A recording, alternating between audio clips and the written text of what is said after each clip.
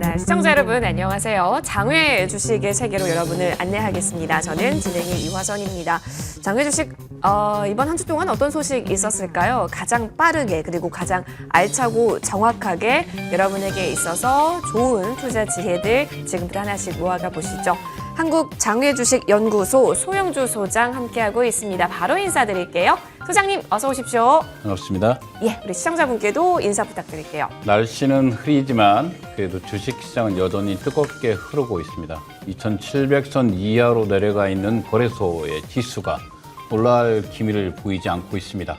장외 주식도 소강 상태에 접어든 모습을 보이고 있지만 여전히 장외 주식을 하고자 하는 개인들의 유입은 늘어나는 한 주였다. 이렇게 말씀드리겠습니다. 좋습니다.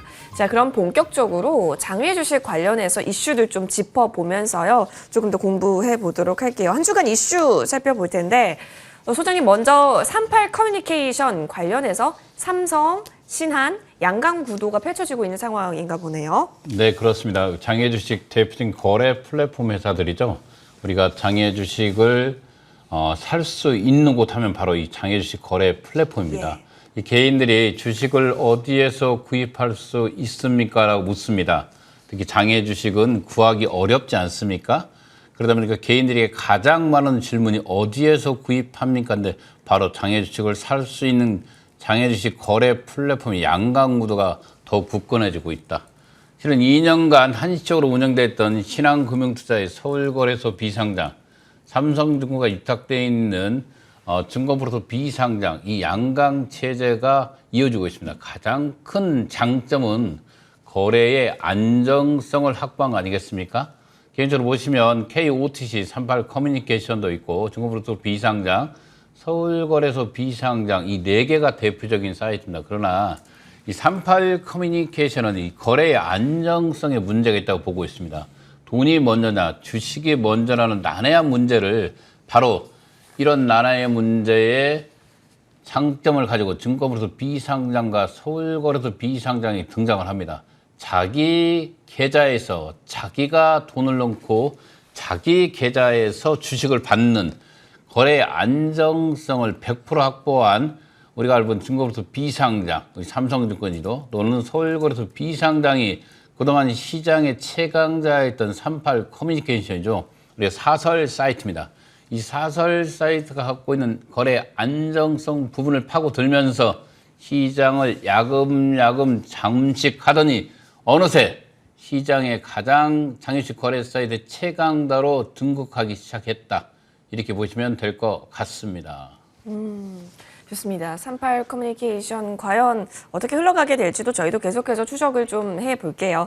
다음 이슈를 보겠습니다. 요즘 가상화폐, 가상자산이죠. 암호화폐 네, 관련해서 여기저기서 좀 뛰어드는 움직임이 그려집니다. 시중은행들 역시 신사업 좀 펼치려는 흐름들이 포착되고 있다고요? 네, 그렇습니다. 그동안에 가상자산 하면 업비트와 우리가 부르는 빗썸이 대표적인 거래 사이트였습니다.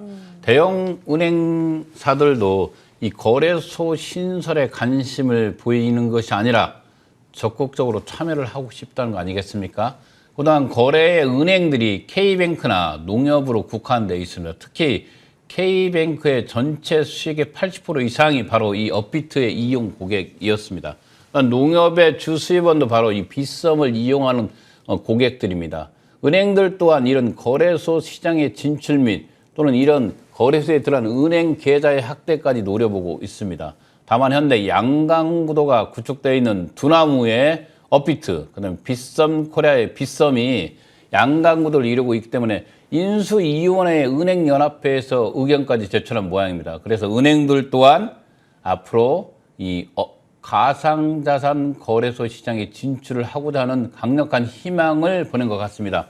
가상시장이 커지고 있는 건 사실인 것 같습니다.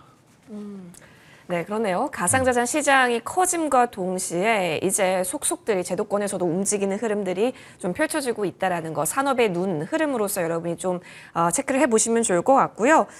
가상자산 시장뿐만이 아니라 인터넷 은행 시장도 요즘 좀 변화들이 빠르게 느껴지는데요. 일단 보통 금리가 인상이 되면 카카오뱅크나 K뱅크, 그러니까 좀 은행 관련 기업들이 예대 마진 쪽에 있어서 플러스가 나오기 때문에 좋다라고 생각이 들 거고 인터넷 은행도 그럼 같이 따라가는 게 아닐까 싶은데 카뱅과 K뱅은 좀 부진한 흐름인가요? 어떨까요? 예, 그렇습니다. 우리가 금리 인상하면 우리가 은행주에게는 호재 아니겠습니까? 그쵸. 앞서 말한 예대 마진이 예. 수익률이 늘기 때문에. 네. 그러나 이상하게 금리 인상을 발표하고 도리어 카카오뱅크는 4만 원 선에 머물러 있습니다. 한때 10만 원, 9만 원 선까지 육박했던 주식은 역시 시장은 냉정합니다. 시장은 냉정하고 시장성의 한계를 보이고 있는 게 인터넷 뱅킹 은행의 한계를 노출하고 있는 것 같습니다. 그에 따라서 지금 시장에 남아있는 K뱅크 상장을 증가를 하고 있는데 K뱅크가 4만 원 언저리에서 움직인다면 이 K뱅크도 상장하는데 상당히 난기류다. 이렇게 보시면 될 것 같고 당분간은 인터넷 뱅킹 은행은 제 개인적으로 카카오뱅크도 상당히 냉정하게 평가해 주기 바란다고 말씀드렸습니다. 역시 5만 원 이하에서 거래가 되고 있고 이 K뱅크 주식도 현재 2만 원 이상에 거래되고 있는 것도 약간 리스크가 있어 보이기 때문에 특히 인터넷 뱅킹 은행은 좀 더 시간을 두고 투자하는 게 좋을 것 같다. 이렇게 말씀드리겠습니다.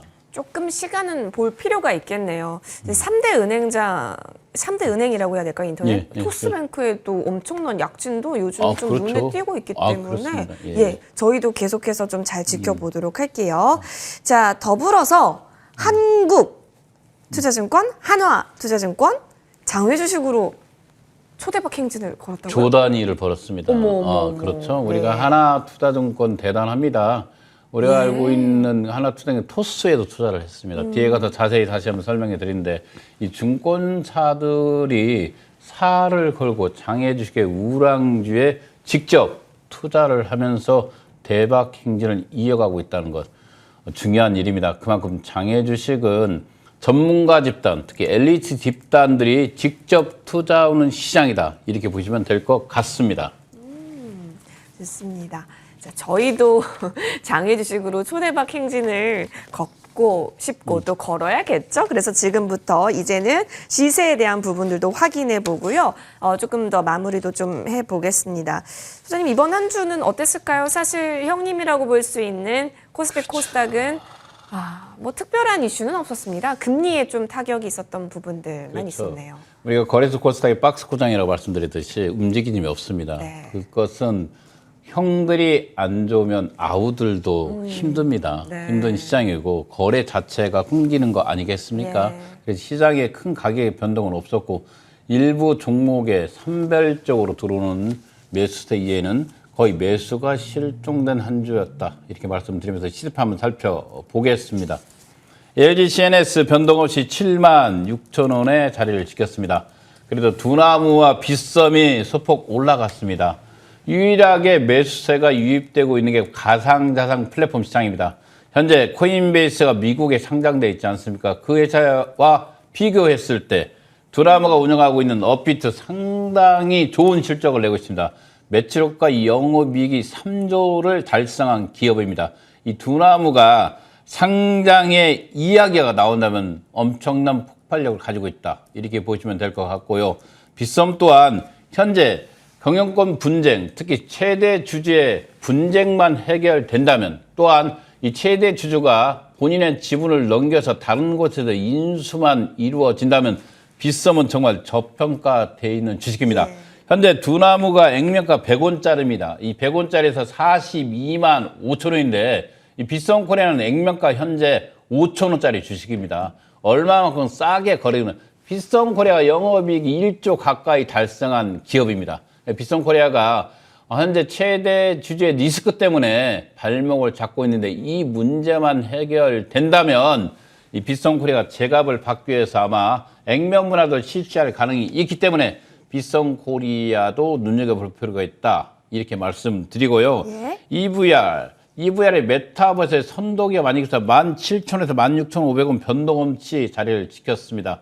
현재 EVR 스튜디오에는 대기업과 관련된 있는 투자가 계속 진행되고 있고 매주 투자금이 유입되고 있는 모습을 보이고 있습니다.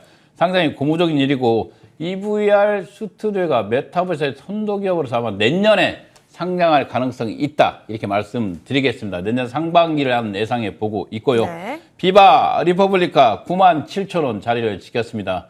기본적으로 비바 리퍼블리카는 이걸 토스를 운영하고 있지 않습니까? 토스뱅크와 기본적으로 토스가 갖고 있는 MZ 세대들이 요즘 약간 주춤하고 있는 건 사실인 것 같습니다. 주가의 흐름에도 영향을 미치고 있고 10만 원 선을 회복을 못하고 있습니다. 10만 원 선이 좀 넘어가면 약간 리스크적인 부분도 있기 때문에 토스뱅크는 보수적 관점을 접근해 주시고요.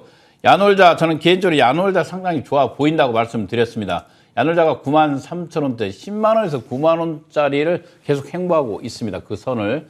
개인적으로 코로나 이후에 야놀자가 갖고 있는 놀라운 플랫폼의 능력들이 대단합니다. 특히 여행에 관련된 부분 모든 완스톱으로 할 수 있게끔 돼 있고 현재 야놀자가 보유하고 있는 현금성 자산이 대단합니다. 이들이 갖고 있는 현금성 자산이 대단하기 때문에 아마 새로운 M&A 시장에 뛰어들어서 여행 관련 업체들을 인수할 가능성이 있다. 이렇게 보시면서도 앞으로 시장의 성장성, 야놀자는 조합이기 때문에 93,000원 가격도 부담 없이 보인다. 이렇게 말씀드리겠습니다. K뱅크 변동 없이 22,000원을 지켰지만 앞서 말한 대로 지금 카카오뱅크가 4만 원 선에서 움직이고 있습니다. 우리가 한때 9만 원, 10만 원 선 언제를 노렸고 국민은행의 시총을 앞서간 게 바로 이 카카오뱅크였습니다. 그러나 시장은 냉정하게 제자리를 찾아가고 있습니다. 그게 맞습니다, 기본적으로. 그래서 이 K뱅크가 현재 이 카카오뱅크에 비해서는 조금 고평가되어 있는 건 사실입니다. 다만 비상장 주식이다 보니까 시장의 흐름을 정확하게 반영되지는 않고 있습니다. 아마 상장의 쟁걸음을 하고 있지만 카카오뱅크 가격이 회복되지 않고는 K뱅크가 섣불리 상장까지 갈 수는 없다. 이렇게 보시고 지금 22,000원대 가격대는 좀 더 보수적으로 접근할 필요가 있다. 이렇게 말씀드리겠습니다. 네. 당근마켓 85만 원대 있습니다. 거의 90만 원에서 80만 원대를 행보하고 있는 주식입니다. 이런 주식들은 실은 구입하는 방법이 좀 어렵습니다. 아직도 주권이 나와 있지 않는 상태에서 명의개설을 해야 된다. 이 명의개설하는 것은 말 그대로 A와 B가 만나서 직접 회사에 가서 이름의 명의를 바꾸는 행위이기 때문에 상당히 거래가 어렵습니다. 네. 그러나 이런 85만 원대 가격도 저는 당근마켓은 경쟁력이 있다. 이렇게 말씀드리고요. 시장에서 당근마켓을 구매할 수 있다면 조금씩이라도 편집하는 것이 좋다. 왜? 2023년도에 상장될 플랫폼 기업에서 가장 강자가 바로 당근마켓으로 보고 있기 때문입니다. 야나두 92만 원대입니다. 왜 이렇게 비싸냐고 이 방송을 통해서 질문이 들어왔습니다. 야나두가 액면가 가지고 5,000원짜리입니다. 5,000원짜리이기 때문에 비싸게 보이고요. 액분했을 때는 92,000원짜리라는 거 아니겠습니까? 그래서 야나두도 현재 상장의 상승구를 그대로 두고 있습니다. 심사 청구와 또는 심사 통과, 그리고 상장까지 이런 상승의 구간들을 그대로 보유한 종목이기 때문에 저는 개인적으로 관심이 있어 보인다. 특히 얍빛의 약진은 대단합니다. 우리가 에이두케이와 헬스까지 접목되어 있는 얍빛이 개인적으로 저는 진짜 좋아 보인다. 야나도 갖고 있는 기업의 가장 큰 장점 아니겠습니까? 이렇게 말씀드리고 컬리, 요즘 계속 컬리가 시장의 주목을 받고 있는 건 사실입니다. 계속해서 상장의 노크를 두드리고 있는 것도 맞고요.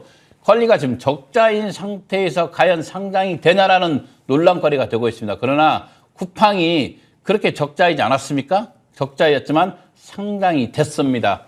자리를 잡아가고 있고요. 가격은 좀 많이 밀려 있지만 이 비상장 기업, 특히 비상장 기업 이커머스 시장은 아직은 흑자 구조입니다. 그만큼 많은 마케팅 비용을 사용하고 있기 때문에 그래서 저는 무난하게 쿠팡의 상장을 지켜보면서 더 이상 이런 기업들이 국내에 남아있길 바라면서 아마 마켓컬리의 상장은 무난하게 이루어질 거다. 적자가 아무리 심해도 상장에 가는 뭉텅이는 지장이 없을 거라 이렇게 보고 있고 다만 현재 시장에서는 매수보다 매도물이 많기 때문에 지금 가격은 좀 더 보수적 관점으로 접근할 필요가 있다. 이렇게 말씀드리겠습니다. 오아시스 변동 없습니다. 이병문인데 거래 자체가 잘 이루어지고 않는 주식이다. 이렇게 말씀드리고 현대 엔지니어링 변동 없이 69,000원대 있습니다. 이 주식은 좀 더 시간을 두고 투자해라. 왜? 상장까지는 먼 시간이 남아있다. 이렇게 말씀드렸습니다. 바디프렌드 11,000원대 정말 저평가되어 있는 주식이죠. 이런 주식들은 쭉쭉쭉 할 필요가 있다. 다시 한번 말씀드립니다. 전년도 매출액이 5천억까지 갔던 회사입니다. 큐라티스 13,000원 좀 밀렸습니다. 그러나 이런 주식들도 실은 기술적 심사 평가가 AABB로 통과가 되었습니다. 이 뜻은 조만간에 바로 코스닥 심사위원회에 상장을 청구할 수 있기 때문에 관심 있게 볼 필요가 있다. 이렇게 말씀드리면서 한 주간 시세를 마치겠습니다. 네. 지금 구간 좀 보니까 저평가되어 있는 부분들, 모아가기 좋은 기업들도 보이고 있습니다. 관련해서 여러분 흐름들 계속해서 살펴보시면서요. 관심 있게 좀 저희와 함께 담아가 보셔도 좋겠습니다. 한 주간을 좀 정리를 해보니까 확실히 코스피 코스닥도 좀 박스에 갇혀서 큰 움직임이 없었던 만큼 장외 주식에 있어서도 조금은 기쁨을 찾기에는 어려운 부분이 없지 않아 있었다라고 네, 정리해 볼까요? 그렇습니다. 장애 주식도 정말 형의 영향을 받기 시작했습니다. 그래서 동생이니까 상장을 앞두고 있는 기업들은 상장을 보류하였고 심사를 청구한 기업들은 심사를 지금 하지 않습니다. 장이 좋아질 때가 기다립니다. 또는 어떻게 보면 심사까지 다 통과된 기업이 상장을 보류할 정도로 지금 시장의 상태는 상당히 냉각되어 있는 게 사실입니다. 거래소 코스닥 특히 공모주 시장이 같이 덩달아서 살아야 이 장외 주식도 살아나는 게 맞습니다. 이 장외 주식은 미래의 성장성에 저충성 기업으로 투자하는 시장입니다. 그렇기 때문에 지금은 보수적 관점으로 접근해 주시기 바라겠습니다. 예, 좋습니다. 보수적인 관점, 이럴 때일수록 더 공부를 해보고 기업의 세부 내용에 대해서 조금 더 면밀하게 살펴보는 것이 좋아 보입니다. 자, 그렇다면 장외 주식 관련해서 여러분 또 추가적인 궁금증이 있으실까요? 그렇다면 이제부터 그 궁금증 해결하러 떠나보겠습니다.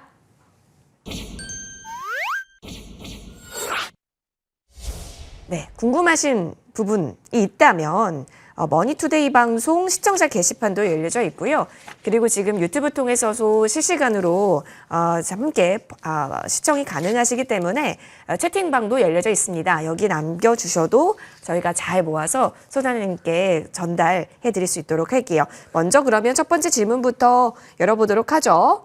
자, 장외 주식은 왜 매도와 매수 가격이 일정하지 않나요? 라는 질문인데요. 소장님, 이게 가장 중요하게 좀 궁금해하신 것 같아요. 맞습니다. 이 장외 주식은 재래 시장입니다. 아직도 우리 정찰제에 있는 백화점 시장이 아니라 네. 재래 시장. 우리가 같은 고랭지 배추라 하더라도 시장 초입에서 1,000원에 파는 사람이 있으면 똑같은 배추를 시장 중간에 가면 1,100원에 파는 사람이 있습니다. 다르지 않습니까? 비제도권에 있다. 아직은 시장의 가격을 정하는 시장이 아닌 말 그대로 장외. 장에 있는 주식이라는 뜻입니다. 제도권 밖에서 이루어지고 있는 시장이다 보니까 일반 개인들이 상대 매매를 합니다. 흥정을 통해서 가격을 결정을 합니다. 어떻게 보면 비합리적인 방법 아니겠습니까?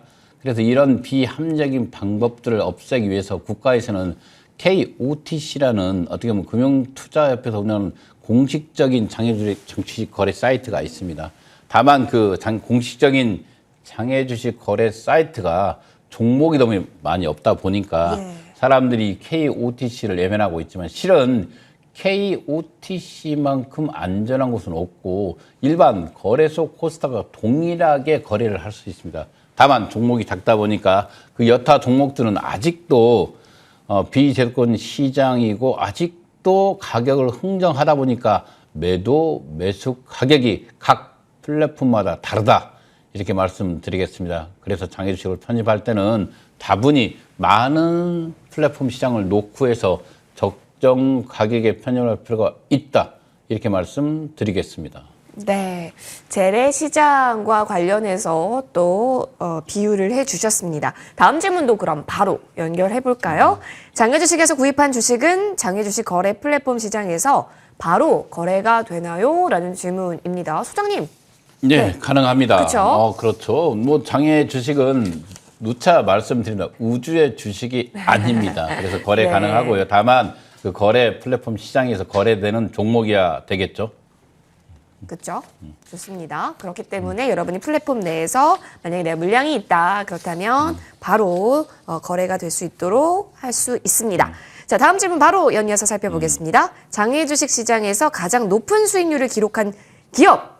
오, 네. 재밌는 질문이에요. 그러죠. 네. 우리가 기본적으로 있잖아요. 바로 텐센트에 투자한 남아프리카 공화국의 네스퍼스입니다. 수익률이 얼마나 될 것 같습니다. 한 300억 투자해서 5조, 6조까지 벌었습니다. 그러면 기본적으로 지금 더 늘고 있습니다. 지금 여기서 있는 4,433배가 아니라 얼마 전에 매각한 건 한 7,000배까지 올라갔습니다. 이게 장외 주식 갖고 있는 놀라운 수익률이라 이것은 거짓말이 아니라 사실입니다. 4,000배, 4,433배 네스퍼스가 갖고 있는 기록입니다. 아마 투자 중에서 특히 벤처 기업에 투자한 가장 성공적인 사례입니다. 바로 중국의 텐센트 기업에 투자했죠. 이 네스퍼스가요. 네스퍼스가 딜리버리 히어로를 갖고 있는 기업이다. 이렇게 말씀하시면 쉬울 것 같습니다. 좋습니다. 뭐 요즘 뭐 스타트업에 투자하는 연예인들도 많다라는 뉴스도 본 것 그렇죠. 같은데 요즘 워낙 장외 주식에 대한 열기도 뜨거운 것 같습니다. 높은 수익률 기록한 기업 살펴봤고 공시제도가 있냐라는 질문도 좀 들어왔어요. 소장님, 장외 주식은 따로 있을까요? 없습니다. 그게 제일 답답한 거 아니겠습니까? 정부의 그쵸. 비대칭. 장외 주식이 공시 제도가 없습니다. 그러면 일반 개인들이 투자하기 가장 어려운 것이 바로 이 공시 제도가 없기 때문입니다. 빨리 일정 부분의 소정의 양식을 갖춘 장외 주식 기업들은 공시 제도가 있길 바라겠습니다. 네, 좋습니다. 이렇게 여기까지 여러분의 Q&A 시간 가져보도록 하겠고요. 바로 이어서 소장님 오늘 좀 강의를 진행을 해보고자 하는데 증권사에서 왜 갑자기 장외 주식에 주목을 하는가? 우리 이 부분 좀 살펴볼까요? 그렇죠. 증권사들이 왜 장외 주식에 이렇게 관심을 보이는가? 바로 돈이 되기 때문이죠. 그렇죠. 돈이 되는 곳에 증권사가 있죠. 일반 개인들보다 먼저 가서 선점하는 곳. 그게 바로 장외 주식입니다. 아마 증권사들이 얼마만큼 많이 벌어나가 볼까요? 살펴보겠습니다. 보시면 하나금융지주죠. 하나투자증권이죠. 하나투자증권이 이 카카오뱅크의 지분 27.31%를 들고 있습니다. 투자금액이 8,176억이죠. 그러나 벌어들인 현재 지분 가치는 5조 3,428억입니다. 거의 4조 넘게 돈을 벌어. 이것은 사실입니다. 이 한국투자증권이 이렇게 많은 돈을 장외 주식인 카카오뱅크에 투자해서 얻어낸 수익입니다. 그 다음에 두나무 볼까요? 두나무도 지금 현재 지분 가치가 9,260억인데 이 투자 금액이 얼마였냐면 582억이 지나지 않았습니다.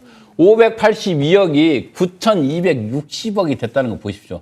그래서 이 장외 주식은 가장 전문가, 엘리트 집단인 증권사에 있는 곳에서 가장 많이 투자를 현재 하고 있고 공격적으로 하고 있습니다. 가장 성공한 케이스가 바로 하나투자증권이죠. 하나투자증권은 대표이사가 연임 내는 사례가 없었습니다. 그러나 이렇게 잘한 투자 덕에 하나투자증권은 또다시 연임이 됐죠. 토스뱅크도 거의 10% 들고 있는데 5,050억을 투자했습니다. 현재 최소 가치가 5천억이 넘어가고 있습니다. 10배 가까이 수익을 올린 케이스 아니겠습니까? 마지막으로 미래에셋증권은 우리가 잘 알고 있는 NHN, 네이버에 투자를 했습니다. 투자를 해서 기본적으로 투자 금액 대비 거의 5천억 정도를 주식을 막권했죠. 막권했는데 지금 현재 1조 가까이 9,200억 선에서 있습니다. 이렇게 봤을 때 배 단위로 주식을 벌였습니다. 다 장외 주식에 투자했기 때문에 이루어진 결과들입니다. 그래서 장외 주식은 이제